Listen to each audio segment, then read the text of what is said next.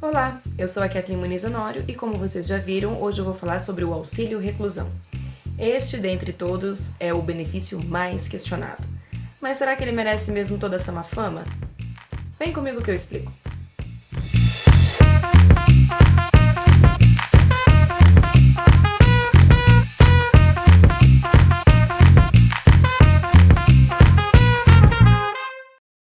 O auxílio reclusão foi instituído pela Lei 8.213 de 91, que dispõe sobre os planos da Previdência Social. Ou seja, o auxílio reclusão trata-se de um benefício previdenciário. Isso significa que o trabalhador, para ter direito ao auxílio reclusão, ele precisa estar vinculado à Previdência e precisa estar recolhendo para então fazer jus a este benefício. Então, analisando essas duas prerrogativas, nós já fazemos cair por terra algumas argumentações contrárias ao auxílio reclusão, que diz que essa bolsa bandido seria um benefício que o Estado dava para as pessoas como se fosse um incentivo à criminalidade. Isso é absurdo, isso não existe, né? Isso é um direito do trabalhador, é o trabalhador que adquiriu esse direito, né, quando fez as suas contribuições regulares.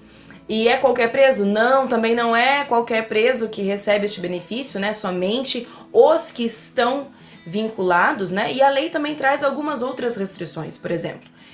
Não é qualquer preso que estava contribuindo que também terá direito. Ele precisa comprovar a baixa renda. Na verdade, a sua família precisa comprovar a dependência deste preso e a baixa renda.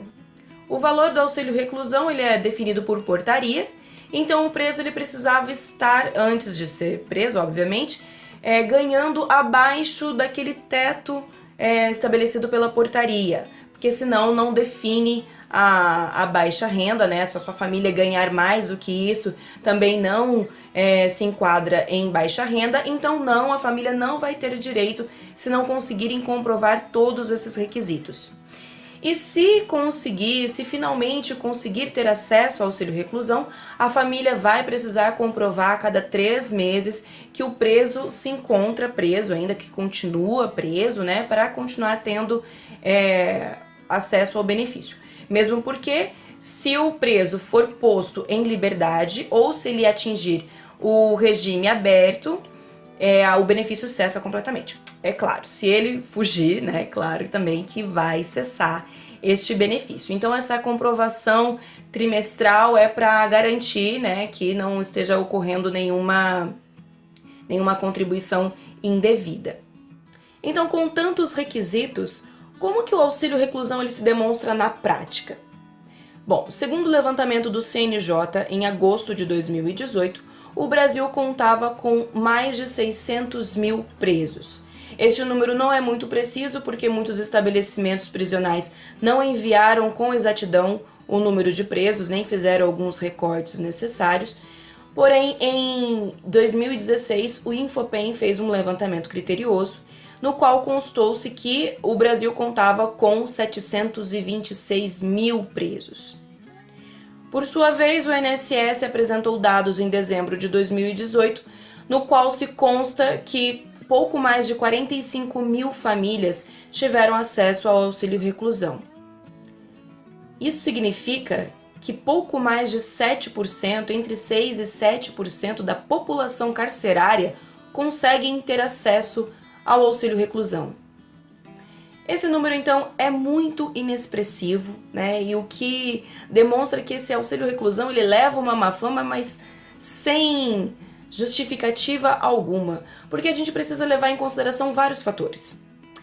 Primeiramente, o número irrisório de pessoas que são atingidas, né? Embora esse auxílio, quando atingido, quando conquistado, né? Quando a família consegue, faz uma diferença enorme, né? Porque a família já está abalada pela ausência do provedor, né? Que a pessoa que foi presa era que sustentava a casa, ela já perde a presença dessa pessoa. O acesso ao auxílio reclusão é de fundamental importância. Embora cause grande diferença na vida dessas famílias, expressivamente na sociedade, na população carcerária, não traz tantos resultados como se esperava, não é mesmo? Outro ponto que a gente precisa levar em consideração é que o Brasil é um dos países que mais encarcera em massa, né? A população encarcerada, ela tem uma definição, ela já tem uma pré-definição, né, de quem vai ocupar essas vagas, infelizmente, né?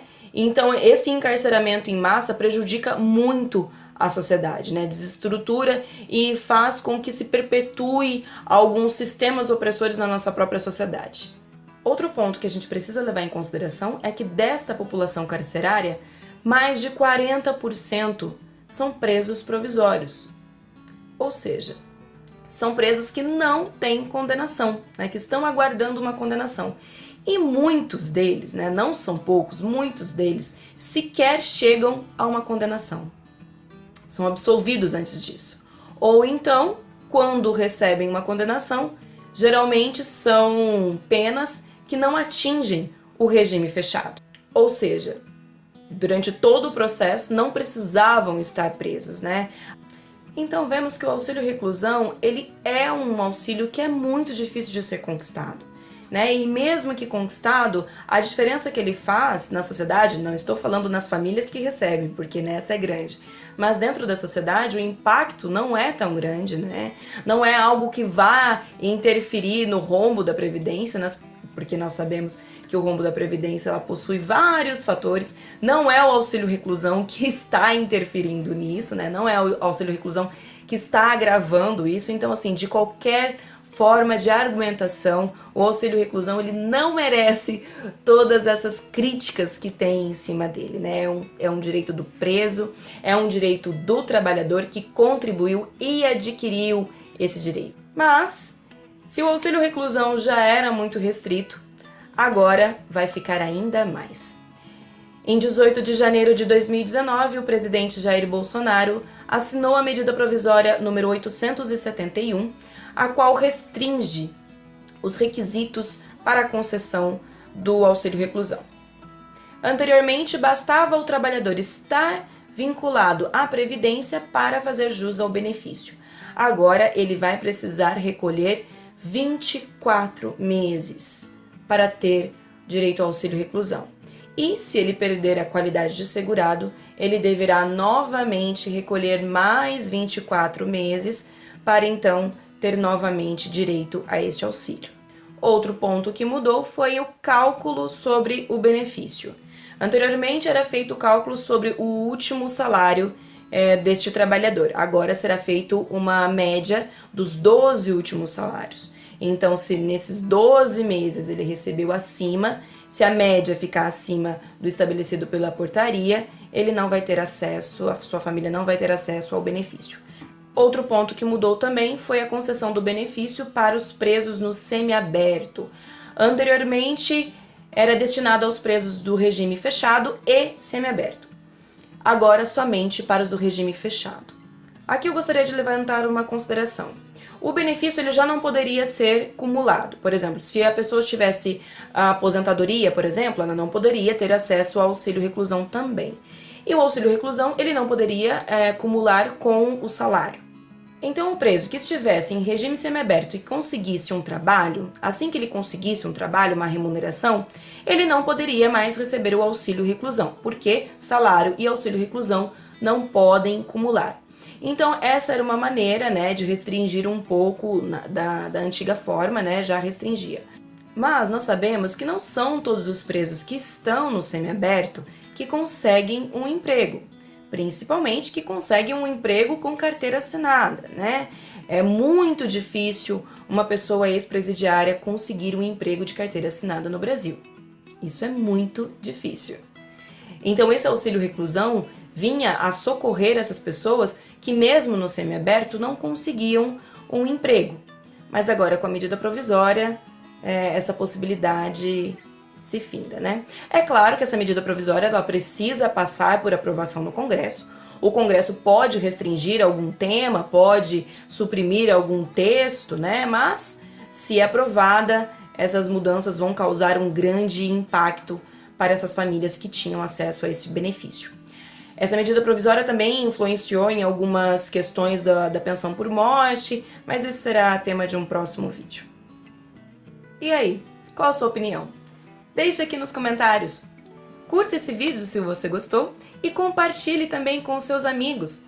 Manda naquele grupo de família, aquele grupinho do WhatsApp que eu tenho certeza que vai causar um burburinho. Espero que depois de verem esse vídeo, algumas pessoas possam aclarar as suas ideias sobre o auxílio reclusão, ver que ele não é nenhum bicho papão, não é como pintam por aí, né? E se inscreva no canal também. Nos vemos na próxima. Tchau!